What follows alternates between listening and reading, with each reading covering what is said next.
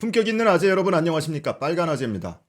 어제 KBS에서 저널리즘 토크쇼 제이라는 프로그램에서 지난번 문재인 대통령 2주년 대담과 관련한 논란을 정면으로 다뤘습니다. 오늘 이 시청 소감을 여러분과 공유하려고 하는데요. 특히 이 프로그램 1시간 동안 보면서 제가 크게 두 가지 느낀 것은 정말 더 황당한 일이 있구나, 이 내면에 한 가지 좀 느꼈고, 또 한 가지는 이 프로그램의 고정 출연자인 최욱 씨, 팟캐스트 진행자이기도 하죠. 이 최욱 씨의 재발견, 이 두 가지를 느꼈습니다. 여러분과 함께 얘기를 나눠보겠습니다. 네, 지난번 방송분, 그러니까 2주년 특집 대담에 대한 시청 소감이랄까 비평이랄까 하는 것은 저도 영상으로 제작해서 한번 공유를 했었는데요. 그거는 요 위쪽에 카드로 올려놓을 테니까 클릭해서 보시면 됩니다. 한번 보시고요. 어제 다룬 이 저널리즘 토크쇼 제이에서 다룬 이 미디어 비평, 자사 프로그램 비평에 대해서는 우선은 이 미디어 비평 프로그램이니까 지금 굉장히 미디어계에서는 가장 뜨거운 논란의 중심에 서 있는 자사 프로그램을 비켜가지 않고 정면으로 다뤘다는 점은 일단 평가를 합니다. 그런데 이 프로그램에 이 문재인 대통령 대담에 책임 있는 간부라든지 이런 분들의 출연, 제작진의 출연이 전혀 없어서 조금 그건 아쉬웠습니다. 뭐 책임을 회피하는 것 아닌가 이런 생각도 좀 들었고요. 우선 이 프로그램 진행자는 정세진 아나운서, KBS 정세진 아나운서고요. 고정 패널로 4명이 나오는데 정준희 중앙대 신방대학원 교수, 그리고 최욱 씨 팟캐스트 진행자이기도 하고 여러 프로그램에, 방송 프로그램에 패널로 많이 또 출연하기도 하죠. 그리고 독일 공영방송 ARD 한국 특파원인 언론인 안톤 숄츠 기자가 고정 출연을 하고 있고, 그리고 민원연 민주언론시민연합의 김원경 사무처장이 고정 출연을 하고 있습니다.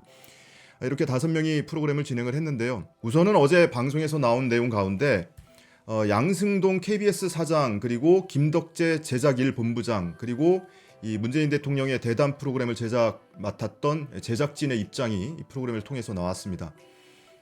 양승동 사장은 지난 15일에 기자간담회 자리에서 이와 관련한 입장을 밝혔었는데요. 물론 이 논란에 대해서 기자간담회를 한 건 아니고 KBS의 재난방송, 그리고 뭐 1박 2일 프로그램 등등등 여러 가지 방송사의 책무라든지 콘텐츠의 경쟁력에 관해서 기자간담회를 했었습니다. 그 중 일부 이런 발언이 있었는데요. 오늘 아침에 어디 기사를 보니까 기자는 칭찬받는 직업이 아니다, 이렇게 이런 글귀가 있던데, 아마 많은 기자분들은 좀 그런 상황을 이해를 좀 해주실 것으로 생각되고, KBS 공영미디어연구소에서 얼마 전에 이제 조사를 했는데 국민 60%가 여전히 우리 한국 언론에 대해서 불신을 하고 있다.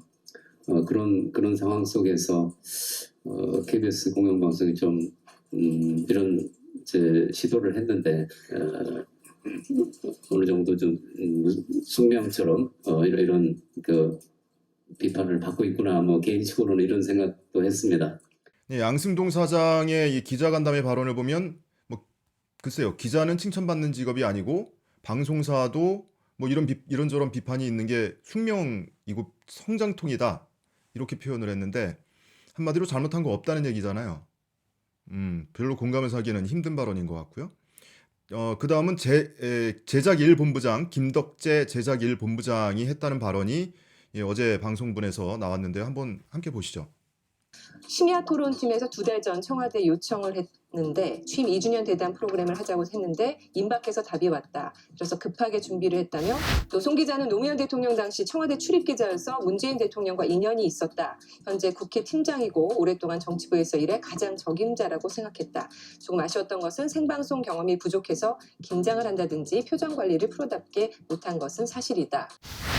제작진 잘못한 거 없고 굳이 잘못한 걸 찾는다면 진행자 잘못이라는 거 아니에요? 기가 막히네요.